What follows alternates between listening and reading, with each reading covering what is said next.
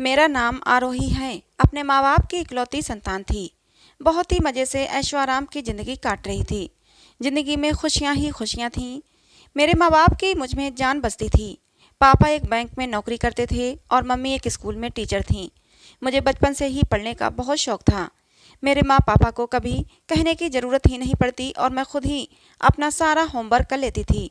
School में भी मैं अपने टीचर्स की सबसे फेवरेट स्टूडेंट थी। मेरे मम्मी पापा मेरी बलाएं लेते नहीं थकते कि कितनी होनहार औलाद हमें मिली है।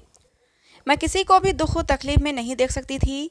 आते जाते रास्ते में कोई परेशान हाल मिलता तो फौरन गाड़ी से उतरकर उसकी मदद करती थी। मम्मी पापा जब मुझे दूसरों की मदद करते देखते तो बहुत खुश होते और मुझे आशीर्वाद देते कि तुम जीवन में हमेशा सुखी रहोगी, क्योंकि तुम्हें दूसरों के दर्द का एहसास है तो भगवान तुम्हारे साथ कभी बुरा नहीं करेंगे। मेरे अच्छे व्यवहार के कारण स्कूल में सब मेरे साथ घुल मिलकर रहते थे, लेकिन मेरी सबसे अच्छी दोस्त एक ही थी जिसे मैं अपने दिल की सारी बातें शेयर करती थी।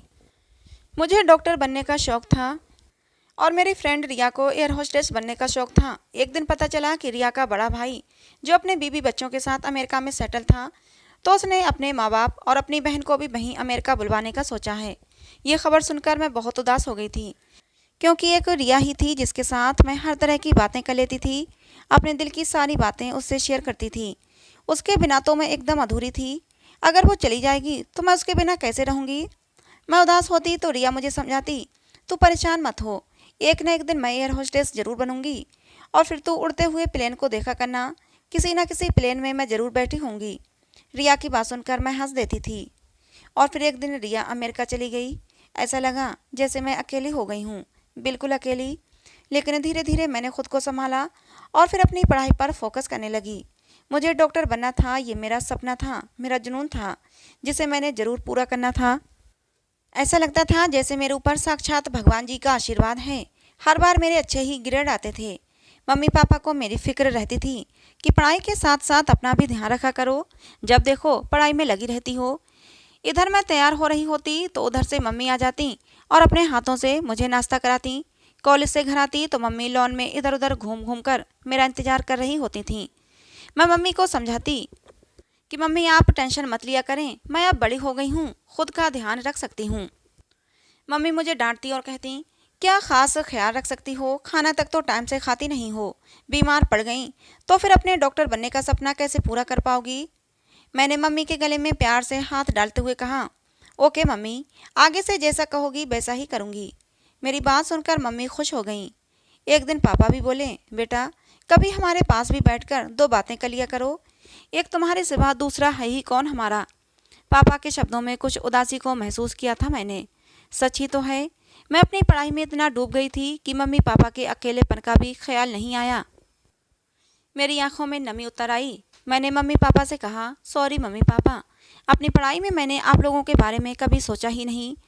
उस रात बहुत देर तक मैं मम्मी पापा आपस में बातें करते रहे। बातों में टाइम का पता ही नहीं चला।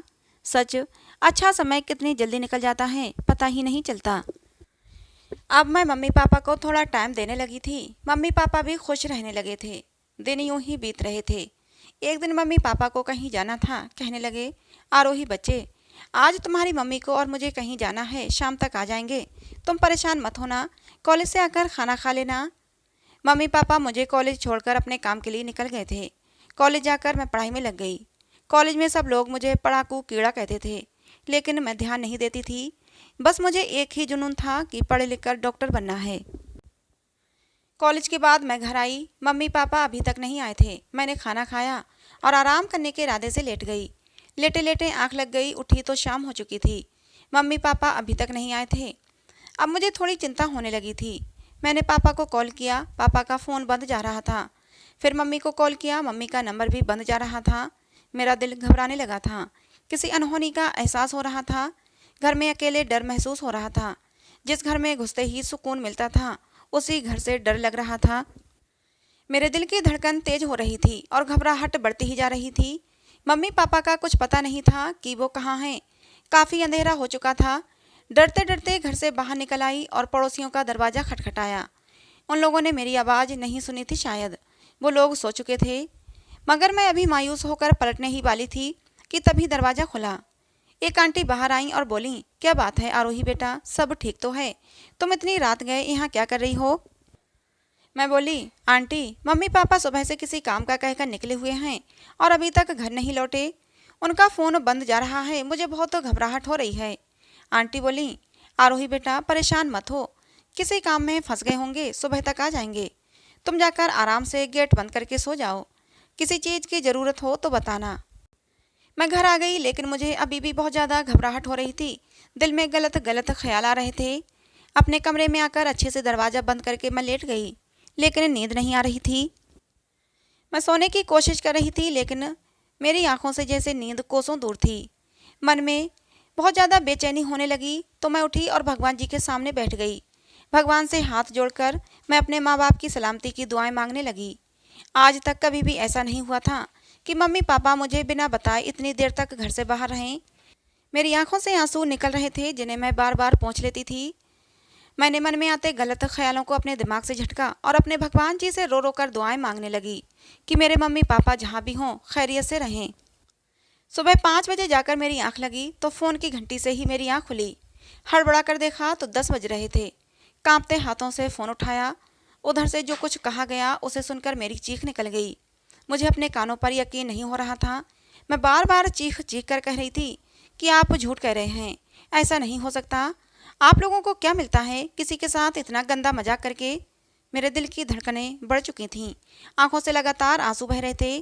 अपने दिल की धड़कनें मैं अपने कानों तक महसूस कर रही थी। फ़ोन करने वाला इंसान कह रहा था, देखिए मैं झूठ नहीं बोल रहा, मैं अस्पताल से बोल रहा हूँ। आप यहाँ आएँ और अपने रिश्तेदारों की पहचान कर लीजिए।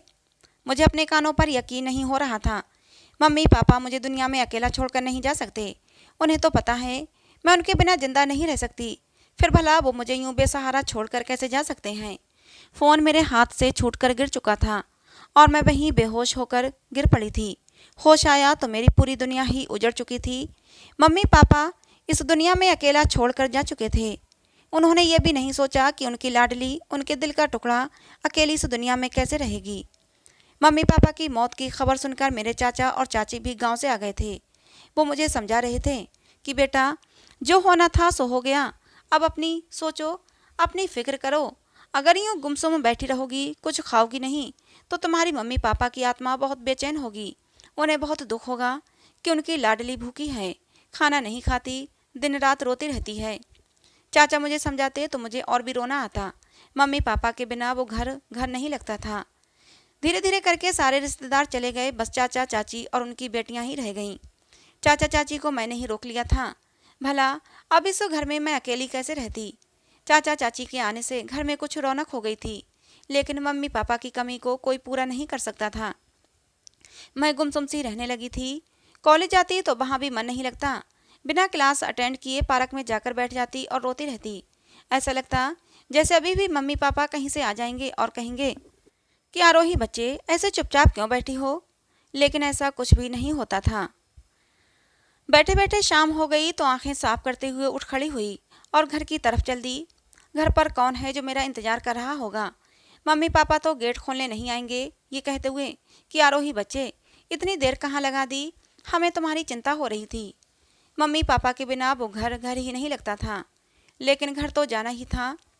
मम्मी पापा के बिना ज़िंदगी बहुत मुश्किल थी, लेकिन कहते हैं ना कि ज़िंदगी और समय किसी के लिए नहीं रुकते।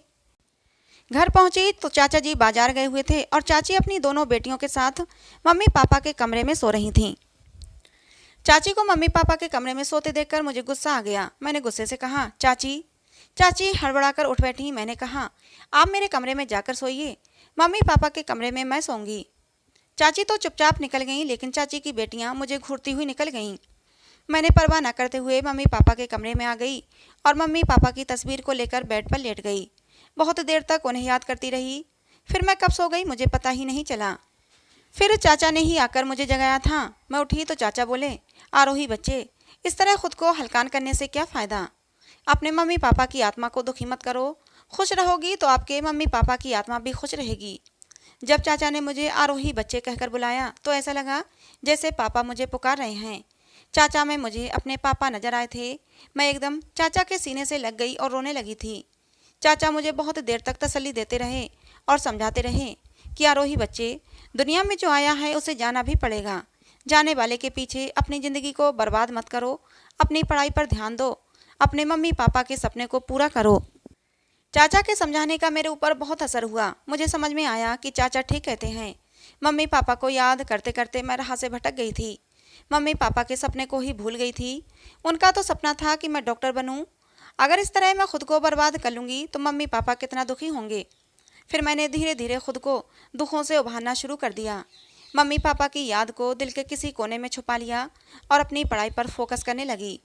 चाचा और चाची अब मेरे साथ ही रहने लगे थे। चाचा मुझे बहुत प्यार करते थे, बिल्कुल पापा की तरह। मुझे कोई भी काम पड़ता तो मैं चाचा से ही कहती थी। उस दिन भी मैंने कॉलेज की फ़ीस भरनी थी, तो मैंने चाचा से कहा कि चाचा, मुझे अपने कॉलेज की फ़ीस भरनी है, कुछ पैसों की ज़रूरत है। मेरे चाचा कुछ ज़्यादा पढ़े लिखे नहीं थे, छोटी मोटी नौकरियां करते थे। मेरी बात सुनकर थोड़ी देर के लिए चुप हो गए, फिर बोले, ठीक है आरोही बच्चे, मैं कुछ इंतजाम करता हूँ। ये कहकर चाचा काम पर चले गए थे। मैं कॉलेज के लिए तैयार हो रही थी जब चाची ने तेज आवाज़ में मेरा नाम लिया था। उन्होंने कहा, आरोही, तुझे शर्म नहीं आती अपने चाचा से अपनी फ़ीस भरवाने के लिए पैसे मांगते हुए? तुझे तो पता है तेरे चाचा छोटी मोटी सी नौकरी करते हैं जिससे घर का खर्चा ही मुश्किल से चलता है। तेरे कॉलेज की फ़ीस के लिए हज़ारों रुपये कहाँ से आएंगे? बस बहुत हो गई तेरी पढ़ाई लिखाई बंद कर और कहीं नौकरी ढूंढ जिससे कि घर में चार पैसे आएँ। मुझे चाची की बातें सुनकर बहुत गुस्सा आया। गुस्से में बिना नाश्ता किए कॉलेज के लिए निकल गई। लेकिन जब ठंडे दिल से दिमाग से सोचा तो चाची की बातें सही लगीं। चाची ठीक ही तो कह रही थीं।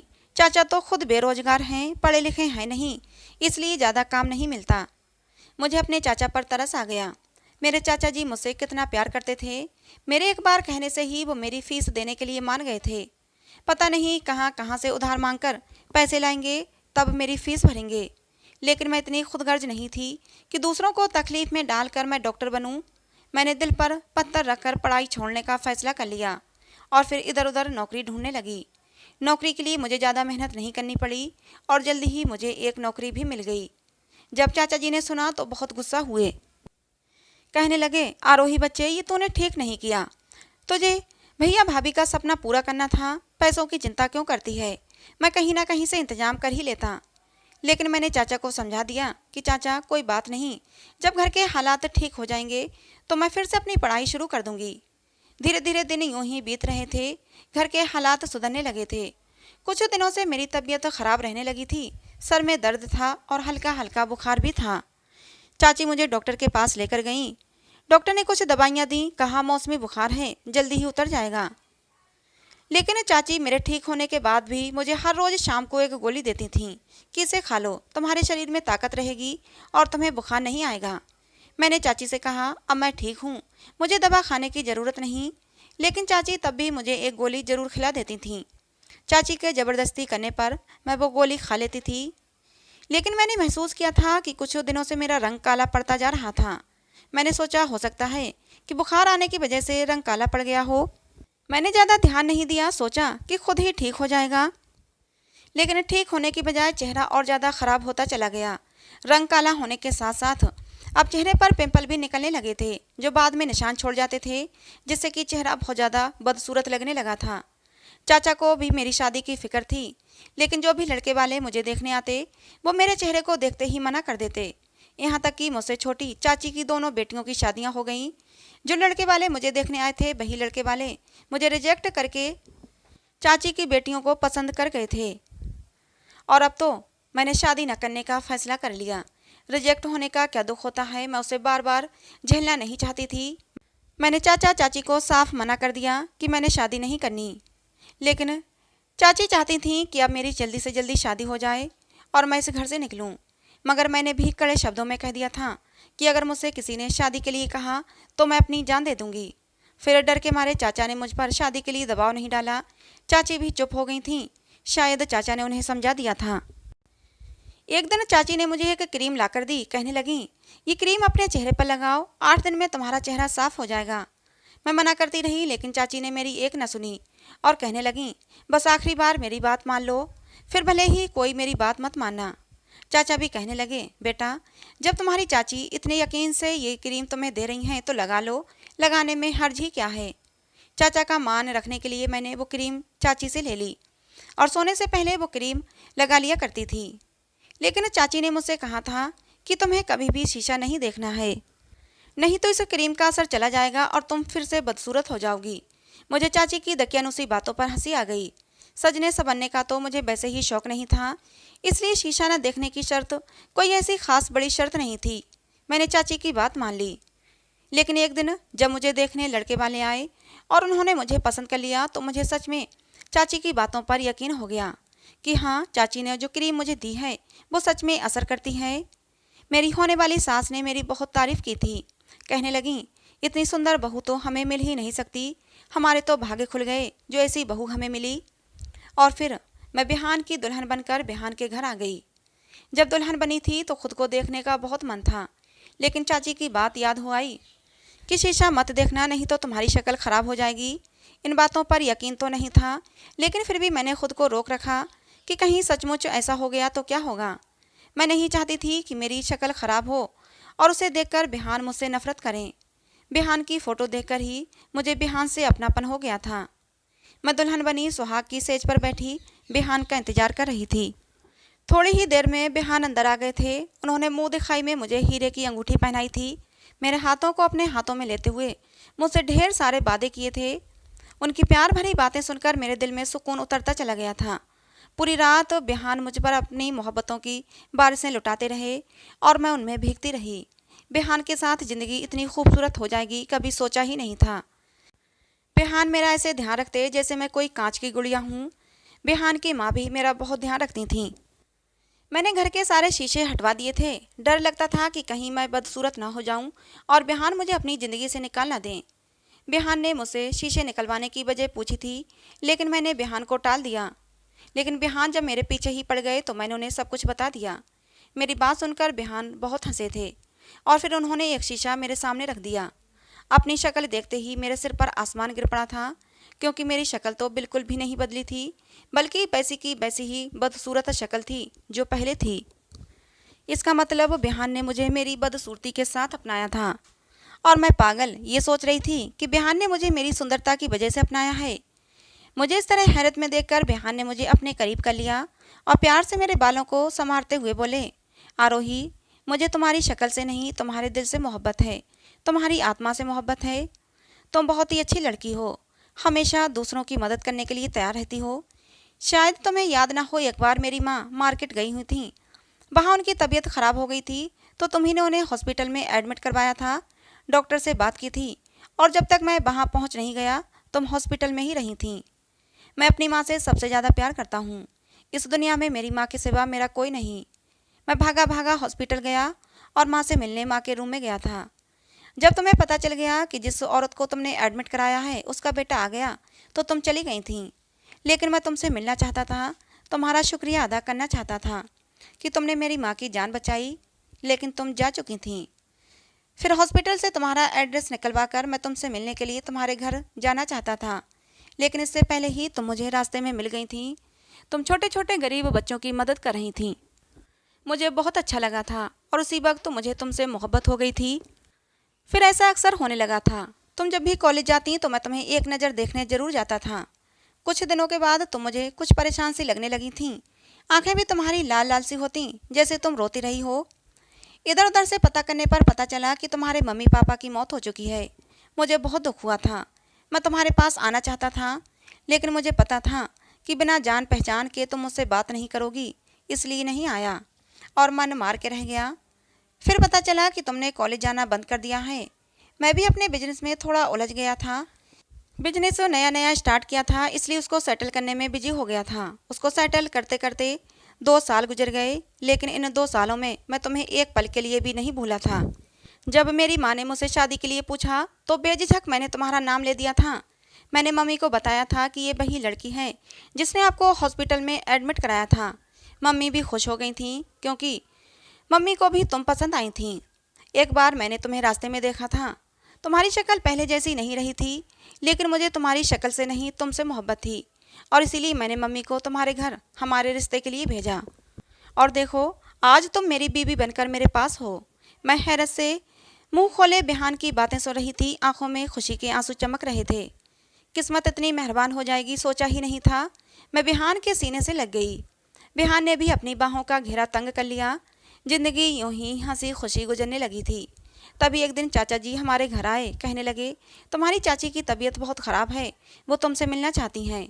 मैं चाची के पास पहुंची तो चाची ने मुझसे हाथ जोड़कर माफ़ी मांगी। कहने लगी, आरोही मुझे माफ़ कर दो, तुम्हारी शक्ल ख़राब करने के पीछे मेरा ही हाथ था। क्योंकि तुम तो जानती हो कि तुम्हारे चाचा के पास कोई काम नहीं था और तुम्हारी दो दो बहनें थीं जिनकी शादियां करनी थीं। तुम नौकरी करती थीं और अच्छे पैसे कमाती थीं। अगर तुम्हारी शादी हो जाती तो फिर मेरी बेटियों का क्या होता। इसलिए मैंने सोचा कि तुम ऐसे ही घर पर बैठी रहो, पैसे कमाती रहो और मेरी बेटियों की शादियां अच्छे घरों में हो जाएं। इसलिए मैंने तुम्हें वो गोलियां खिलाई थीं और तुम्हारी शक्ल ख़राब हो गई थी। और फिर वही हुआ जो मैं चाहती थी। मेरी दोनों बेटियों की शादियां हो गईं। अब मुझे कोई टेंशन नहीं थी। इसलिए मैं चाहती थी कि अब तुम्हारी भी शादी हो जाए। और फिर इसीलिए मैंने तुम्हें क्रीम ला कर दी थी, जिससे कि तुम्हें लगे कि तुम खूबसूरत हो गई हो और तुम फिर शादी के लिए मान जाओ, क्योंकि तुमने शादी के लिए मना कर रखा था। वो क्रीम कोई गोरा करने की क्रीम नहीं थी, बल्कि वो तो वैसे ही मामूली सी सनस्क्रीन थी जो छोटी सी डिब्बी में डालकर मैंने तुम्हें दे रखी थी। और फिर भगवान की कुछ ऐसी कृपा हुई कि बिहान की माँ तुम्हें पसंद कर गई। लेकिन अब मेरा समय पूरा हो चुका है। भगवान के घर जाने से पहले तुम मुझे माफ़ कर दो तो शायद भगवान भी मुझे माफ़ कर देंगे। मैंने तुम्हारे साथ बहुत गलत किया है। प्लीज़ आरोही बेटा मुझे माफ़ कर दो। मैंने अपनी चाची को माफ़ कर दिया, क्योंकि भगवान ने मेरे साथ जो किया था, भगवान ने जो कुछ भी मुझे दिया था, मैं उससे बहुत खुश थी। ज़िंदगी में किसी भी चीज़ की कमी नहीं थी। बिहान और मैं घर आ गए थे। बिहान मुझे एक बहुत ही अच्छे डॉक्टर के पास लेकर गए। कुछ समय तक मेरा इलाज चला और मेरा चेहरा फिर से वैसे का वैसा ही हो गया था। बिहान ने मुझे एक सरप्राइज़ और दिया। कहने लगे कि तुम अपनी अधूरी पढ़ाई पूरी करो और अपना और अपने मम्मी पापा का सपना पूरा करो। उन्होंने मुझे कॉलेज में फिर से एडमिशन दिलवा दिया। मैं अपनी अधूरी पढ़ाई पूरी करने लगी। धीरे धीरे समय गुजरता गया और मैं एक डॉक्टर बन गई। आज मैं बहुत खुश हूँ। मेरे मम्मी पापा का और मेरा जो सपना था, मेरा जो जुनून था, वो पूरा हो गया था। लेकिन मेरे दिल को इतना तो विश्वास है कि बिहान मुझसे सच्ची मोहब्बत करते हैं। वो मेरी खूबसूरती से नहीं, वो मेरे शरीर से नहीं, मेरी आत्मा से मोहब्बत करते हैं। मुझे ज़िंदगी में और क्या चाहिए था। मेरी ज़िंदगी हंसी खुशी बिहान के साथ गुजरने लगी थी। दोस्तों, तुम किसी के साथ बुरा नहीं करोगे तो भगवान भी तुम्हारे साथ बुरा नहीं करते। तुम्हें इतनी खुशियाँ देते हैं कि संभाले नहीं संभलती। और भगवान जी ने मेरी भी झोली खुशियों से भर दी थी, जो मुझसे संभाले नहीं संभल रही थीं। तो दोस्तों, ये कहानी आपको कैसी लगी कमेंट बॉक्स में ज़रूर बताना। पसंद आई हो तो प्लीज़ लाइक करना। ऐसी और कहानियों के लिए हमारे चैनल को सब्सक्राइब करना। कहानी को अंत तक सुनने के लिए आप लोगों का बहुत बहुत धन्यवाद। मिलते हैं दोस्तों अगली किसी नई कहानी में।